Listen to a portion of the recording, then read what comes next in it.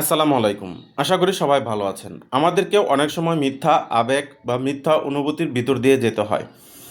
যেগুলো কোনো সময় আপনার সাথে ঘটবে না বা আপনি আশা করে রয়েছেন, সেগুলো কিন্তু আপনার সাথে ঘটবে না। কিন্তু আপনি মনে করছেন যে এগুলো আপনার সাথে কেন ঘটে না বা সবাই আপনাকে গুরুত্ব দিচ্ছে না, এমনটা মনে হচ্ছে।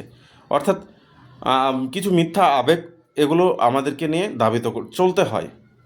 একজন মানুষের সাথে আপনি সারা বছর উঠা বসা করলেন, একটা সুসম্পর্ক হলো, আপনি খুব দুর্বল হয়ে গেলেন, মনে করছেন যে সামনের দিনগুলোতে আপনার সাথে সে ভালোভাবে চলবে বা ভালোভাবে কাটাবে।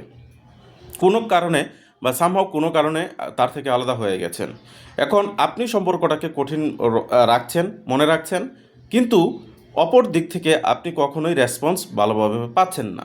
আপনি অনেক হতাশ হয়ে যাচ্ছেন যে কেন আপনাকে প্রায়োরিটি বা আগে যেরকম রাখতো এরকম গুরুত্বপূর্ণ লিস্টে রাখে না, এরকমটা আপনি মনে করছেন, কিন্তু এইগুলো হচ্ছে মিথ্যা আবেগ। তার লিস্টে বা প্রায়োরিটি লিস্টে আপনি এখন পর্যন্ত নেই।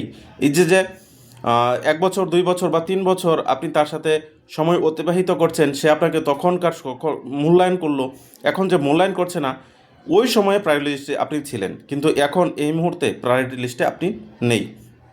ওর যে মিথ্যা আবেগ বা আবেগগুলো কাজ করছে না, অনুভূতি কাজ আপনার কাছে, আপনার যেরকমটা মনে করছেন আবেগ অনুভূতি, সে কিন্তু আপনাকে নিয়ে তেমন আবেগ অনুভূতি দেখাচ্ছে না।